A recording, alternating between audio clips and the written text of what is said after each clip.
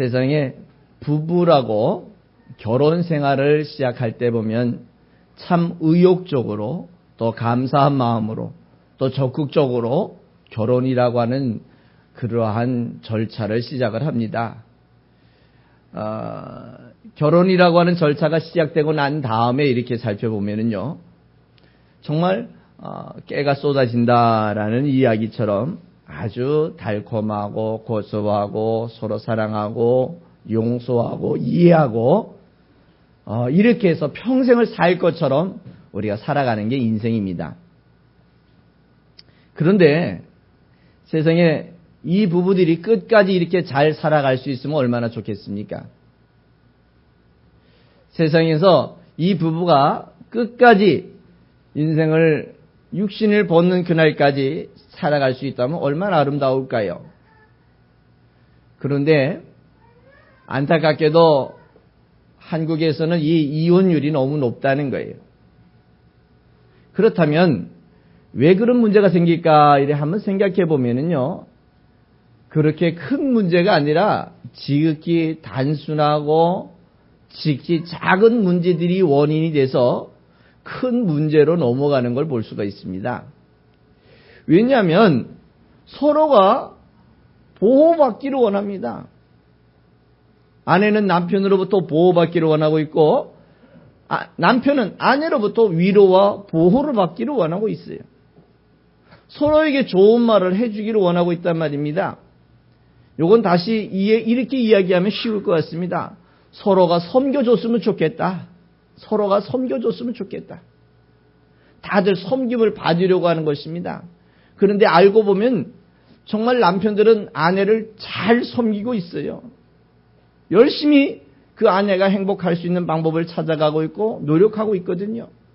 그렇다고 아내가 그냥 사는 것이 아니라 아내도 역시 마찬가지로 열심히 남편이 직장생활을 잘할 수 있도록 또 사회에서 여러 가지 위치에서 삶을 살아갈 수 있도록 열심히 후원하고 격려해주고 또 하루 일과가 끝나고 돌아오면 너무 수고했다고 애쓰셨다고 오늘 하루도 정말 가족을 위해서 이렇게 수고해준 거 고맙다고 그런 마음 그 남편을 섬기기 위해서 맛있는 저녁을 준비해서 대접하는 그러한 수고와 애씀을 하고 있거든요.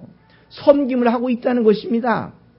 그런데 언제 사람들이 이렇게 삐지냐면 언제 이런 정말 하나님이 나를 돕고 나를 사랑해 주시는 것도 느끼는데도 불구하고 내 아내가 나를 이끌어주고 나를 도와주고 내 남편이 나를 지켜준다는 사실을 알고 있는데도 불구하고 그걸 잊어버리는 일대가 언제냐면 큰 것도 아닙니다.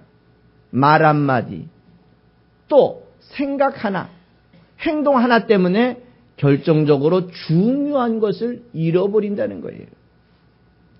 10가지를 다 잘했는데 마지막 그 하나를 잘못했던 것 때문에 어떤 문제가 생깁니까? 남편과 아내가 서로 불화하고 짜증을 내고 또 그거 문제 때문에 결정적으로는 심각한 문제에 이를 때가 되기도 한다는 거예요. 큰 문제가 아닙니다. 말 한마디 때문에 어느 때는 행동 하나 때문에 지금까지 해왔던 모든 것들이 다 없어지고 무가 되고 그동안 수고하고 애썼던 것들이 다 낡아지는 그런 경우들이 생기고 만다는 거예요. 정말 이런 거를 볼 때에 섬김이라고 하는 것 자체는 참 애매한 겁니다. 과연 내가 어떤 것을 섬김을 받아야 될 것이고 내가 어떻게 섬기는 것이 중요한 것이냐? 이게 굉장히 중요하다는 거예요. 사람들은 자기한테 편리한 쪽으로 해주면 이게 섬김인 줄 알고 있습니다. 그래요. 맞아요. 이것도 편리하게 도와주면 섬김이지요. 내가 예배 올 수 있도록 도와주는 거, 내가 예배를 잘할 수 있도록 이끌어주는 거 정말 좋은 섬김이 맞습니다.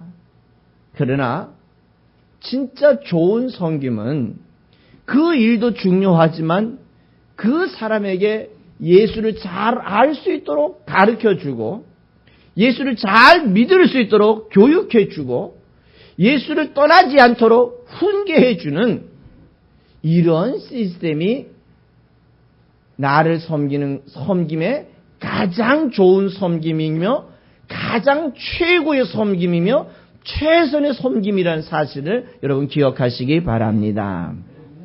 교회가 여러분을 섬겨드리고 싶습니다. 여러분들도 교회를 잘 섬기고 있지요. 여러분 애쓰고 있고 수고하고 있고 정말 자기가 최선을 다해서 교회를 섬기고 있습니다. 그렇다면 교회는 여러분에게 어떻게 섬겨드려야 되는 것이 최선의 섬김일까요? 여러분을 최대한 하나님을 잘 알 수 있도록 도와주고 하나님의 안에서 말씀을 듣고 배울 수 있도록 그리고 그 말씀을 실천할 수 있도록 도와주는 것이 최고의 섬김이요 최선의 섬김이라는 거예요. 그 최고와 최선을 다시 이어지고 난 다음에는 여러분이 좀 더 삶에서 편안하게 예배하는 환경이 조금 더 편안하게 만들어 드리는 것이 이게 섬김의 일부분일 것입니다. 섬김이 과연 뭘까? 어떤 것이 섬김일까? 우리가 기준점을 잘 정하신다면 여러분이 교회를 다니면서 혹시라도 마음에 서운하거나 혹시라도 이런 일 저런 일 때문에 마음에서 상처를 입을 수도 있지만요. 그러나 이 교회가 주는 것이 최고한 것이 무엇인지를 정해서 본다면 여러분들이 아하 본질을 가졌으니까 핵심적인 것을 가졌으니까 나머지 것들은 이해하고 또 용서하고 또 우리가 기다려주는 그러한 배려가 필요하다는 것을 여러분 기억하시면서 오늘 본문 속에서 과연 우리는 어떤 섬김을 배워야 될 것이냐. 예수님이 섬김을 오늘 설명하려고 합니다. 예수님이 섬기셨다 그랬습니다. 내가 이 땅에 섬김을 받으러 온 것이 아니라 섬기러 왔다라고 말씀하셨는데 그럼 예수님이 섬기신 것이 무엇이냐. 예수님이 과연 나를 섬기셨을 텐데 나를 섬기신 그 섬김의 핵심이 뭐냐. 내가 뭐 때문에 예수님으로부터 섬김을 받았느냐라는 것들을 한번 정리해 보시고요. 그 섬김을 바르게 이해하시고 그렇게 이해한 섬김을 다른 사람에게도 잘 섬겨서 그 사람도 여러분 때문에 행복해지시는 하나님의 사람들 되시기를 부탁을 드리겠습니다. 세상에 우리가 겸손하다 이런 일들 또 이웃을 사랑하는 일들 이렇게 보면은요 기독교인들이 많을까요? 아니면 다른 종교에 있는 사람들이 많을까요? 아무래도요 여러분 기독교인들도 사랑을 많이 베풉니다.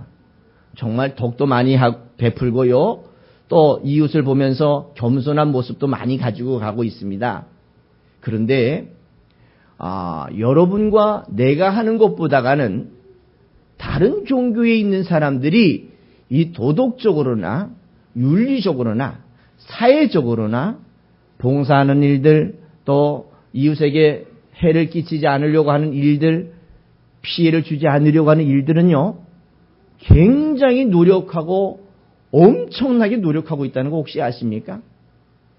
혹시 여러분들은 우리는 교회니까 우리끼리 잘하고 있을 거라고 이렇게 생각하시지만 다른 종교에서 그렇게 하시는 분들을 혹시 보신 적 있으십니까?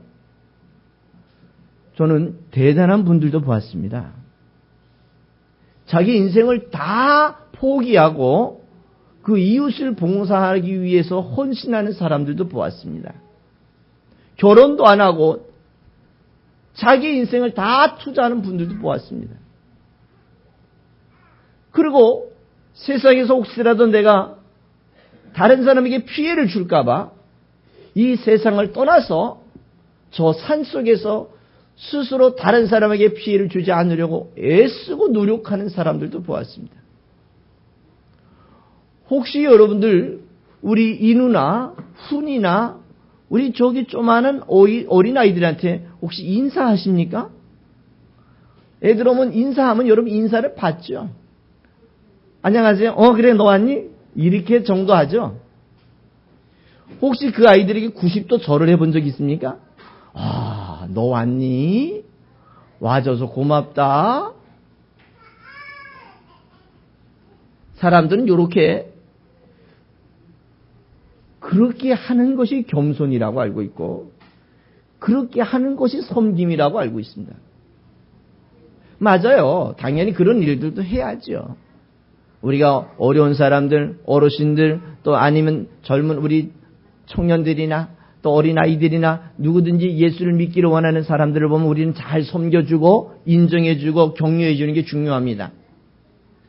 그러나 종교로서, 교회로서 가장 중요한 섬김은 그런 행위적인 것들도 중요하지만 그렇게 행위적인 걸 아무리 많이 가졌다 할지라도 그 속에서 사죄가 없다면, 죄 사함이 없다면 아무리 많이 섬겼다 할지라도, 아무리 겸손하다 할지라도, 자기 몸에서 그 겸손이 덜덜덜 묻어나더라도 인생을 다 포기하고 그것에 올인했다 할지라도 결국은 최대한의 최선의 섬김이 아니라는 거예요. 그거는 부분의 섬김이라는 겁니다. 우리가 사회적으로 예수를 믿든 안 믿든 여러분 건강한 사람들은 연약한 사람을 도와주는 거는 당연히 하셔야 될 일이에요. 예수 믿기 때문에 하시는 일이 아니라 건강한 대한민국에 사는 사람들이라면 대한민국의 어려운 사람을 도와주는 건 당연한 일이고 장애인을 도와주는 거는 당연히 해야 될 건강한 사람들의 책임이라는 거예요. 그런데 예수 믿는 사람들은 더 많이 해야 되죠. 왜냐하면 그들에게 우리가 알고 있는 예수를 전하려고 하는데 내가 깍쟁이처럼 자기 이익만 쫓아가고 자기 편리만 쫓아가고 자기가 원하는 대로만 쫓아간다면 그 사람들이 뭐라 그러겠어요? 예수 믿는 것들 저래서 되겠어? 이렇게 욕하지 않겠어요? 내가 욕먹는 거야. 당연하죠. 내가 행동을 잘못했으니까. 그런데 여러분이 욕먹으면 누구까지 욕먹는 줄 아십니까? 예수까지 욕먹습니다. 내가 잘못해서 내가 욕먹는 거야? 내가 당연히 감당해야지요. 내가 잘못했으면 내가 죄를, 거기에 대한 대가를 치르는 건 당연한 일이잖아요. 그런데 그 사람들은 예수 믿는 것들이라고 이야기합니다. 차라리 내가 예수를 안 믿었으면 저 사람 저래도 돼? 이렇게 얘기하지요. 예수 믿는다는 이유 때문에 내가 욕먹는 것도 중요한데 예수 믿는 것까지 욕을 먹습니다. 예수까지도 욕을 먹어요. 우리가 이런 안타까운 일들을 보면서 사회적으로도 우리 기독교인들이 더 겸손하게 더 사랑하고 용서하고 이웃을 돕는 일들, 이웃을 돌아보는 일들은 꼭 필요한 일이라는 걸 여러분 기억하시고 예수 믿는 우리들이 예수 욕먹이지 않으려면 더 겸손하게 더 이웃을 사랑하시며 살아가시기를 부탁을 드리겠습니다. 근데 오늘 본문을 보니까 참 재미있습니다. 예수님께서 요 전에 20장, 21장에서부터 사건을 말씀하시는데 어떤 말씀을 하십니까? 내가 이제 역사를 바꿀게 이렇게 말씀하십니다. 저 예루살렘 성이 허물어질 거라고 이렇게 말씀하셨거든요. 이제까지 그 예수님의 이야기를 쭉 들어오던 제자들이 오늘 본문에서 어떤 사건이 있었냐면은 자기네끼리 싸우고 있습니다. 자기네끼리 다투고 있다는 거예요. 뭐 때문에 다투느냐? 오늘 본문 24절에 보니까 저희 사이 중에 누가 크냐? 이런 얘기를 합니다. 누가 크냐? 이 얘기는 무슨 얘기냐면 누가 높은 자리에 갈 거냐? 이 얘기라는 거거든요. 예를 들어 보십시다. 요즘 이제 대통령 선거를 눈앞에 두고 있는데요. 대통령 후보자 밑에 사람이 따라오죠. 사람들이 왜 따라옵니까? 만약에 이 사람이 대통령이 되면 누가 국무총리라고, 누가 무슨 장관을 하고, 누가 무슨 국가기업의 대장으로 갈 거냐, 뭐 이런 것들을 나름대로 내정을 하지 않겠어요? 예를 들면 그 사람이 돈도 내고 와서 봉사도 하고 그 사람이 가지고 있는 인맥을 다 동원해가지고 투표를 다 도와줬어요. 그럼 어떻게 해야 될 것 같습니까? 철도청장이라도 하나 얻습니다. 사전에 내정을 하죠. 너 뭐 줄게. 너 수자원공사 사장해. 너 이번에 문화관광부 장관해. 뭐 이렇게 사전에 내전을 해요. 그래야 봉사를 하니까요. 그 사람들이 아무 대가 없이 대통령 되는 일에 밀어주겠어요. 그 사람이 아무리 좋아도 그 사람이 나한테 돌아오는 게 없으면 안 합니다. 오늘 그런 상황이 오늘 24절에 나오는 상황이에요. 예수님이 예루살렘 성을 허물겠다 그랬거든요. 그럼 역사가 바뀌겠다는 거예요. 이 친구들은 역사가 바뀐다는 걸 어떻게 생각했냐면 예수가 이제는 왕이 되는가 보다 이렇게 생각을 하고 있는 거죠. 꿈이 좋죠. 정말 기대치가 좋잖아요. 그러니까 어떻게 합니까? 그런 기대치를 해가지고 3년 동안이나 집도 버리고 전토도 버리고 자식도 버리고 다 버리고 예수를 쫓아왔습니다. 대단하죠? 엄청나지 않습니까? 그런데 문제가 생기는 거예요. 오늘 이 친구들이 누가 높으냐 이렇게 얘기했는데 실제적으로 예수가 죽을 때 예수가 십자가를 칠 때에 그 귀하고 귀한 제자들 어디 갔습니까? 다 도망갔습니다. 예수가 십자가 질 때 한 사람은 자살해 죽었고요. 나머지 11명들은 겁이 나서 도망갔는데 어느 정도로 도망을 갔냐면은 옷도 못 입고 도망가는 제자가 생겼습니다. 얼마나 급했는지 빨가벗고 도망갑니다. 옷이라도 좀 입고 도망가지. 조만한 계집종이 이렇게 얘기합니다. 야, 너 예수와 한 억양을 쓰는데? 이렇게 얘기합니다. 그랬더니 그 계집종을 향하여 욕을 해댑니다. 뭔 욕을 했는지 전 잘 모르겠습니다만 아주 심한 욕을 했을 것 같아요. 야, 내가 언제 그 사람과 함께 있었느냐? 야, 너가 같이 있고 나사렛 동네에 그 말을 같이 억양이 똑같은데? 말 똑같다고 다 똑같냐? 이렇게 하면 별 얘기를 다 했을 거예요. 왜? 도망가려고. 참 안타깝지요. 아니, 예수가 십자가 달려 죽을 때 진짜 제자들이 똑똑했었더라면 어떻게 했을 것 같아요? 여러분 같으면 어떻게 했을 것 같습니까? 도망갈 사람이 여기 몇 사람 있을 것 같아요? 아마 제가 보건데 여러분이 이렇게 얘기할 거예요. 예수님, 제가 대신 질 테니까 예수님 여기 잠깐 서 계시오. 이렇게 얘기했을 분들이 여러분이라고 믿고 싶습니다. 믿고 싶습니다. 자, 좋아요. 또 정말 심각한 문제가 생깁니다. 3년 동안이나 자기를 구원할 구원자, 정말 목숨까지 걸고 쫓아간 그 예수가 죽었습니다. 아니, 살았을 때 못하면 어떻게 해야 돼요? 돌아가시면 최소한 효를 표현해야 되잖아요. 감사한 걸 표현해야 되잖아요. 가끔가다 장례식을 화려하게 하시는 분들 보는데 그분들이 대체적으로 안타깝게도 살아계실 때 효를 잘 못한 분들이 돌아가시니까 야, 이렇게라도 효를 하고 싶어서 아마 그렇게 화려하게 그렇게 잘하는 것 같아요. 살았을 때 좀 잘하지요. 그것도 안 되면 돌아가시고서라도 장례라도 치러드려야 되는 게 당연히 자손된 후배된 위치 아니겠어요? 우리 같이 신앙생활하는 우리 성도들 보면 성도들이 먼저 주님의 부름을 받으면 우리가 다 장례를 도와드리고 함께하는 것은 당연한 일이 아닙니까? 아니, 그런데 장례식에 제자들의 코빼기가 안 보입니다. 만약에 예수의 시체를 달라 그러면 심각한 문제가 생기는데 예수와 한편이 돼서 그 다음날 죽을 수 있기 때문에 그게 두려워가지고 예수의 그 시체를 달라고 하는 제자가 하나도 없는 거예요. 얼마나 안타깝습니까? 3년 동안이나 쫓아다녔는데 이게 제자들의 실패예요. 이게 제자들의 신앙의 실패라는 거예요. 그런데 또 보세요. 예수가 다른 사람들이 그것도 다른 사람 12제자가 아닌 다른 사람들이 예수의 시체를 가지고 장사를 다 지내놨어요. 거기에 부조라도 좀 해야 되는 거 아닙니까?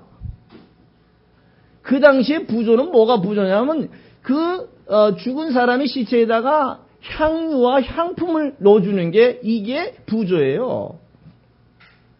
그런데 그러다 보니까 그게 비싸요. 그 향유가 얼마나 비싼지 시집 가려고 시집 미천을 만들어 놓을 정도로 이게 굉장히 비싼 거니까 사기도 어렵잖아요. 예수를 따라다니던 그 여자들은 일요일 아침에 무덤가로 가기라도 했지요. 간고도 이것도 좀 우리가 다음에 한번 생각해 봅시다. 그러나 오늘은 여기 얘기를 하려고 하는 게 아니라 간고를 얘기하려고 하는 거니까. 무덤가로도 갔는데 제자들은 어디 갔어요? 아니 그 향품 향유 어디 갔어요?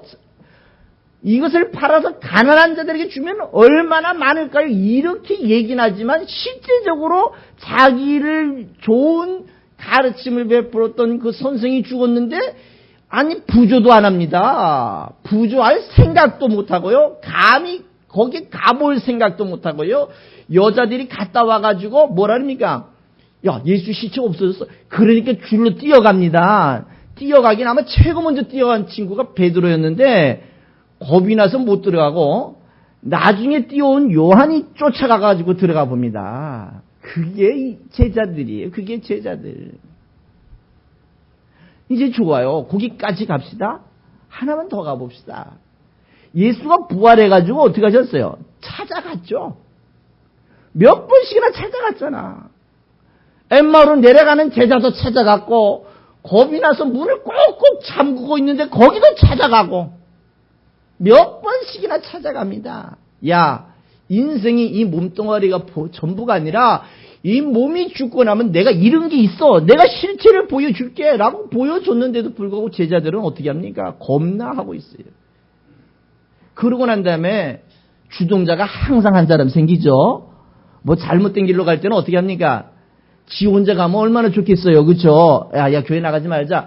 자기 혼자만 나오지 말든가. 왜 꼭 옆에 있는 집사, 권사 다 끌고 가는지 모르겠어요. 믿고 싶지 않으면 자기만 믿지 말라고. 왜 꼭 이렇게 그렇죠? 그런 사람 몇 사람이 있어요. 신천지를 가려면 혼자 가든가 왜 꼭 여러 사람을 데리고 가는지 모르겠어. 왜? 자기야 자기 선택이니까 가게 되지만 다른 사람들이야 왜 데려갑니까? 예수님이 부활해가지고 열심히 보여줬더니 이 제자 가운데 하나가 이렇게 얘기합니다. 나 고기 잡으러 갈란다. 이렇게. 고기 잡으러 가면 자기만 가지 왜 간다고 공지를 하고 뭐 광고를 합니까? 그랬더니 다른 10명의 제자들이 어떻게 하는 줄 아십니까? 야, 베드로도 가는데 나는 못 가겠냐는 얘기입니다. 베드로도 가는데. 그리고 다 어디로 갔어요? 갈릴리로 가버렸어요. 이게 인생입니다. 이게 제자들이에요. 이게. 이렇게 실패를 거듭거듭 정말 배신 때리는 거 이거 엄청난 거 아니에요? 내가 너를 위해서 이렇게 죽어줬는데 넌 나를 위해서 뭐 해줬냐고 이렇게 물으면 예수님 내가 고기 잡으러 갔습니다. 이렇게 얘기해버릴 때 야 이게 진짜 가슴 아플 거예요. 사람이 사람에게 이렇게 서운함을 느끼는 것도 서운한데 자기를 위해서 죽어준 그 예수를 이렇게 배신 때릴 수 있어요? 정말 가슴이 답답하지요. 그런데 여러분과 내 같았으면 어떻게 했을 것 같아요? 여러분과 내 같았으면 에라이 그래 제 갈 길로 갔노라고 대만은 제 갈 길로 갔다고 이렇게 포기해버리고 말 거예요. 그런데 예수님은 참 대단하신 분이죠.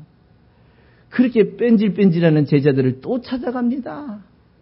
그 갈릴리까지 또 찾아가서 고기 잡았냐 물어보고 못 잡았다니까 고기도 잡게 하고 고기도 구워서 같이 먹는 걸 보여주고 그러고 난 다음에 그 제자들이 이렇게 얘기합니다. 너 나 사랑하긴 하냐? 너 나 사랑하는 거냐? 주님 내가 사랑하긴 하는데 정말 인간적으로 내가 할 수 있는 것밖에 못합니다. 그러면 이제부터 네가 내 양을 좀 쳐줬으면 좋겠다. 3번씩이나 묻지요. 그러고 난 다음에 요한복음은 이렇게 얘기합니다. 야 네가 이제 꼭 할 일이 하나 있다 라고 이렇게 얘기했어요. 그랬더니 이 베드로가 나중에 그 소리를 듣고 소문을 내기를 뭐라 하냐면은 야 나는 팔을 벌리고 죽지만 저 요한은 영영이 안 죽는다고 헛소문을 내기 시작합니다. 이게 제자들이에요. 이게 자기가 알고 있는 것밖에 모르는 게 인생이에요. 뭐 얼마나 대단한 게 인생인 줄 아십니까? 그러다가 요한은 결국 어떻게 합니까? 요한 계시록을 쓰고 이제 반모섬에서 결국은 인생을 죽습니다. 만약에 요한이 안 죽었더라면 정말 좋았을 거예요. 여러분이나 나나 예수 믿는 게 너무 쉬웠을 거야. 그러나 육을 갖고 있는 인간은 죽음을 비켜갈 수가 없습니다. 그러니 요한도 죽었으니 나도 죽는 건 당연한 일이고, 나도 죽을 때 후회하지 않고 죽으려면 이제부터 이 제자들이 실패한 실패의 모습이 아니라 이 제자들이 성공한 성공의 모습을 가지고 승리하시기를 부탁을 드리겠습니다. 오늘 제자들 보세요. 요렇게 뺀질하고 도망갔던 이 제자들. 그런데 이 친구들이 언제 바뀝니까? 이 친구들이 마지막 예수님께서 그들에게 이렇게 얘기합니다. 너희들이 이제 모여서 기도하라고 이야기합니다. 마가의 2층 방에서 그들이 기도할 때에 성령께서 그들에게 어떻게 오셨다고요? 불같은 성령이 임하셨다고. 그때 성령이 내가 생각해 보기를 비같이 내렸었으면 정말 좋았을 거예요. 정말 그러면 어떻게 합니까? 비가 오는 날 우리는 얼마나 마음이 안정되고 편안하고 시원하고 행복합니까? 그렇잖아요? 비 오면 비설거지하는 게 좀 귀찮아서 그렇지, 비가 오면 사람이 왠지 마음이 편합니다. 안전합니다. 기압이 조금 떨어지면은 무릎도 아파서 그렇지 마음은 참 행복한 거거든요. 그런데 불같이 오시는 바람에 성령이 올라오면 맨날 뜨거워야 성령이 오는 줄 알고 있는데 이게 심각한 문제예요. 성령은 여러분에게 오셔서 이렇게 깨닫게 하시고 알게 하시면 이미 성령의 역사가 임하시는 건데, 뭐 뜨거워야 뭐 범벅 뛰어야 날라다니면 이게 성령이 오는 건 줄 알고 굉장히 헷갈립니다. 이게 성령은 분명히 비둘기 같은 성령도 있고 우리의 영혼을 뜨겁게 하는 정말 뜨거움의 감사함의 감격함의 성령이 역사하신 데 있는데, 꼭 뜨거워야 이 성령이 있는 줄 아는 이 착각을 거기서 만들기 시작한 거예요. 그러나 뭐 어쩌겠어요. 자꾸 그렇게 배우다 보면 뜨거워야 뭔가 이렇게 성령이 온 것처럼 느끼다 보니까 자꾸 그 사람들을 어떻게 합니까? 뜨겁게 하려고 찜질방을 데려가기도 하잖아요. 근데 오늘 그 성령이 오셔서 이 제자들이 인생이 바뀝니다. 이 제자들이 기대치가 바뀌는 거예요. 꿈이 바뀌는 거예요. 예수님을 통해서 얻으려고 하는 목적이 바뀌는 거예요. 전에 같으면 누가 높으냐? 이 얘기를 했잖아요. 그런데 이 친구들이 성령의 은혜를 받고 난 다음에는 누가 높은 게 문제가 아니라 누구를 높여줄까? 누구를 더 많은 사람들에게 소개할까? 이 생각만 하고 있는 거예요. 그러면서 예수님이 오늘 하신 말씀이 참 중요한 27절에 이런 말씀 하시잖아요. 너희들은 높고 싶어 나를 믿느냐? 나는 너희를 위하여 섬기러 온 자라고 이렇게 얘기합니다. 섬기러 왔다. 예수님이 이 땅에 오셔서요, 어느 때는 제자들을 섬길 때 어떻게 합니까? 떡도 먹여서 섬기죠. 병든 사람은 고쳐서 섬깁니다. 어느 때는 정말이지 이 사람들이 죽어서 슬퍼하고 괴로워하고 있는 사람을 살리면서 어떻게 합니까? 섬겨줍니다. 어느 때는 안진병이도 고치고요, 문둥병이도 고치고요, 수없이 많은 사람들을 섬겨줬어요. 그 섬기는 가운데 또 어느 때는 산 위로 데려가셔가지고 말씀으로 가르쳐 주시고요, 가르치도 말을 못 알아들으면 어떻게 합니까? 어느 때는 물 위로 걸어가면서 보여주시면서도 섬기셨어요. 그런데 그렇게 많은 걸 보았는데도 불구하고 그 예수를 모른다는 겁니다. 그런데 중요한 건 예수가 제자들을 섬기고 여러분과 나를 섬기는 것 가운데 최고의 섬김이 뭔지 아십니까? 그동안은 이렇게 행동으로 보여주셨어요. 예를 들면 병을 고치는 것으로 나타나는 현상학적인 것으로 우리를 교육해 주셨어요. 그랬는데 예수님이 여러분과 나를 섬기는 최고의 섬김은, 따라해 봅시다. 하나님이신 그분이 육신을 입으시고 우리와 같은 형상으로 이 땅에 오시고 그 육체를 죽음을 보이시고 영원한 부활을 보여주심입니다. 그분이 이 땅에 오신 것은, 그것을 바울이 정확하게 설명합니다. 빌립보서 2장 5절부터 8절에 설명을 하는데 제가 읽어드릴게요. 너희 안에 이 마음을 품으라. 곧 그리스도 예수의 마음이, 그는 근본 하나님의 본체시나 하나님과 동등됨을 취할 것으로 여기지 아니하시고 오히려 자기를 비워 종의 형체 사람의 모양을 가지사 사람들과 같이 되셨고 사람의 모양으로 나타나사 자기를 낮추시고 죽기까지 복종하셨으니 곧 십자가에 죽으심이라. 여기서는 아멘 하는 겁니다. 아멘. 다시 한번 해보겠습니다. 아멘 하시겠습니다. 예수가 이 땅에 여러분과 나를 섬기는 최고의 섬김은 그 높은 자리를 버리시고 여러분과 나와 같은 이 육체를 입으시고 여러분과 나처럼 이렇게 죽음을 보이시면서 죽음 이후에 또 다른 영원한 약속을 보여주신 것이 예수님이 여러분을 섬기는 최고의 섬김이며 최선의 섬김인 것을 기억하시기 바랍니다.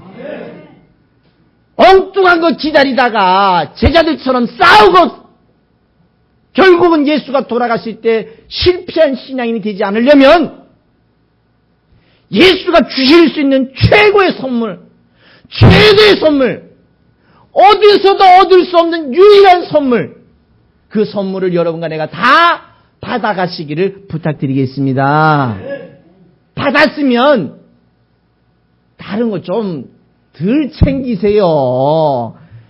왜 중요한 걸 받았으면서 쓸데없는 것, 지엽적인 것, 나약한 것, 없어질 것, 낡아질 것을 가지고 예수를 믿니 안 믿니, 예수가 좋으니 나쁘니, 예수가 진짜 나한테 좋은 분이니 나쁜 분이니 이따위로 믿지 말고 예수로 말미암아 이 엄청난 생명을 얻었으니까, 엄청난 섬김을 받았고 엄청난 선물을 받았으니까 이 선물 하나만 가지고도 만족하시기 바랍니다. 만족 안 하고 싶은 분들도 있는가 봐요. 또 다른 것도 좀 더 딴 주머니 차고 싶은 분들도 있는가 봐. 자꾸 딴 주머니를 얘기하다 보니까 본질이 사가지잖아요. 본질이 없어지잖아요. 베드로가 성령의 은혜를 받고 난 다음에 어떻게 합니까? 제사장이 불러다 놓고 이렇게 얘기합니다. 너 하나님 얘기, 예수 얘기를 한번 하면 너 죽여버릴 거야. 참. 전에는 계집종 앞에 부인하던 이 베드로가 간이 이제는 커진 거죠. 뭐라는 줄 아십니까? 하나님을 기쁘게 하랴, 사람을 기쁘게 하랴. 나는 하나님을 기쁘게 하려고 네가 나를 죽인다 그래도 나는 꿈쩍 안 하고 예수만 믿겠다. 이 신앙이 여러분의 신앙이 되시기 바랍니다. 먹을 것 없으면 좀 어때요? 한 끼 굶으면 되지. 입을 것 없으면 어때요? 요즘 여름인데 좀 안 입고 다니면 되지. 살 것 없으면 어때요? 교회 와서 사세요. 그렇잖아요. 그거 먹을 것, 입을 것, 쓸 것 없다고 예수까지 버리면 어떡하십니까? 예수를 버리는 거는 전부를 버리는 거예요. 나머지 버리는 거는 잠깐 고통이지만 예수를 버리면 영원한 고통이 우리를 기다리고 있다는 사실을 잃어버리지 마시고 오늘 그 예수와 함께 예수가 여러분을 섬기신 것을 끝까지 기억하고 잊어버리지 말고 잘못된 데 써먹지 말고 예수 안에서 끝까지 살아가시기를 부탁드리겠습니다. 부탁드리겠습니다. 여기서 설교가 끝났으면 얼마나 좋겠습니까? 그렇죠? 그러면 이제 기도하고 끝날 텐데. 이제 이렇게 예수의 섬김을 받은 제자들에게 뭐라고 말씀하시는 줄 아십니까? 오늘 본문에 참 이 제자들에게 완벽하고 확실한 약속을 주십니다. 뭐라고 말씀하시냐면 28절을 봅시다. 28절에 이렇게 얘기합니다. 너희는 나의 모든 시험 중에 항상 나와 함께한 자들이다 이렇게 얘기합니다. 너희들은 뭡니까? 내가 엄청난 유혹을 받고 엄청난 시련을 당할 때에 이 친구들이 제자들이 함께 있었어요. 3년 동안에 쫓아다녔잖아요. 오늘 그 제자들에게 성령의 은혜가 임하고 난 다음 하나님의 역사를 그들이 깨닫고 난 다음에 오늘 예수님이 그들에게 약속을 합니다. 뭐라고 약속을 하시냐면은 세상에서 높아지는 것보다 더 중요한 것은 오늘 29절에 이렇게 얘기합니다. 내가 너희에게 정말 중요한 걸 맡기는데 내 나라를 맡겨주겠다는 거예요. 내 나라를 맡겨주겠다. 하나님의 나라를 여러분에게 맡겨주겠다는 겁니다. 하나님의 나라에 그 여러분이 다스리는 자로, 쉽게 얘기하면 실제 주권자로, 여러분이 하나님 나라의 중요한 결정권자로 여러분을 쓰시겠다는 거예요. 하나님 나라에. 그 결정권이 뭔 줄 아십니까? 오늘 예수님이 제자들에게 설명하셨고 또 베드로에게 설명한 내용 가운데 하나가 뭐냐면, 야, 네가 나가서 누구 죄든지 야, 죄를 용서하겠다라고 이렇게 얘기하면 어떻게 하는 줄 아십니까? 용서를 받고, 네 죄를 용서하지 않겠다라고 얘기하면 네 죄가 하나님께서도 너의 죄를 용서하지 않겠다. 사죄의 결정권을 누가 가지고 있다고요? 제자들에게 주겠다고 얘기해요. 제자들에게. 당신은 레위 지파만이 제사장이 될 수 있는데, 그 제사장이 모두가 되고 싶은 정말 좋은 직인데, 그 직위를 어떻게 합니까? 여러분과 나에게까지 다, 누구에게? 예수 믿는 여러분과 나에게 다 그 권리를 주겠다는 거예요. 권리를. 그러면 이 제사하는 권세가 있다니까, 누가 교통사고 났는데 딱 네 제사한 받았어, 이렇게 얘기, 이게 아니고, 그랬더니 아무데나 가서 내가 재판관 노릇하면 안 됩니다. 성경에서 얘기하는 죄사함이란, 여러분이 누군가에게 가가지고 전도를 했어요. 그러면 그 사람은 죄를 가지고 있는 사람입니다. 예수를 믿지 않는 죄를 가지고 있잖아요. 그러면 그 사람은 결국은 사망을 당할 수밖에 없습니다. 죽음을 당할 수밖에 없습니다. 그 사람에게 여러분이 가서 복음을 전했더니 그 사람이 여러분에게 냉수 한 그릇을 대접하면, 이거는 뭐 하는 거예요? 그 상을 잃지 않는다는 겁니다. 냉수 한 그릇 대접했다는 얘기는, 더운데 고생하십니다, 애쓰십니다, 인정하는 거고요. 만약에 그렇게 갔는데 그 사람에게 꾸정물을 한 뒤집을 씌웠습니다. 그러면 이 사람은 뭐 한다는 얘기예요? 소금을 뿌린 사람들도 그런 사람들이잖아요. 야, 부정 탔으니까, 예수는 무슨 예수야, 부정 탔으니까 야, 소금 뿌려라. 그 사람은 나를 받아들이지 않았기 때문에 예수도 안 받아들인 것이고, 예수를 안 받아들였기 때문에 결국은 사죄를 받을 수 없는 것이고, 내가 가서 전했더니 냉수한 것을 대접한다는 얘기는 내가 전하는 예수를 받아들인 것이고, 그 전한 예수를 전했더니 그 사람이 그 가정을 통해서 예수를 쭉 믿어가니까 그 가정이 어떻게 됩니까? 예수를 쭉 믿어가는 축복의 통로가 된 거예요. 그럼 그 사죄 권리가 누구한테 있다고요? 나한테 있다고요. 내가 저 사람이 예수한테 복음을 전해야 되겠네. 저 사람 예수 안 믿을 사람이야. 저 사람 예수 믿지 말아야 돼. 세상 여러분이 결정하지 마세요. 여러분의 관점으로 결정하지 마시고요. 여러분과 나는 때를 얻든지 못 얻든지 나를 만나는 사람, 모든 사람에게 예수를 전해서 그들이 예수 안에서 생명을 얻어가고 사죄를 얻게 도와주는 하나님의 거룩한 도구들이 되시기를 부탁드리겠습니다. 그러면서 오늘 이 이야기를 마무리합니다.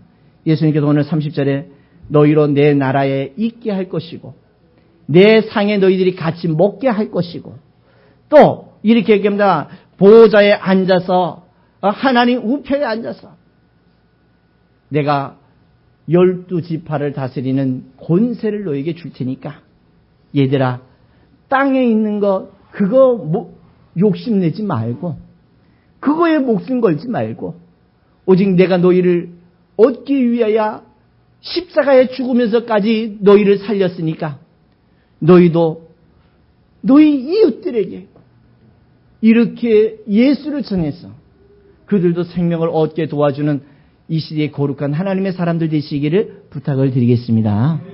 실패하는 인생이 아니라, 실패하는 신앙인이 아니라 승리하는 신앙인이 되시기를 부탁드리겠습니다. 예수님이 섬기셨던 것처럼, 예수님이 당신의 목숨을 다 버리는까지 나를 구원하셨던 것처럼, 여러분과 나도 이제 그 예수를 잘 소개해서 그 예수를 다 다른 사람에게 소개하는, 생명을 얻어가는 거룩한 하나님의 일꾼들이 되시기를 주님의 이름으로 부탁드리겠습니다.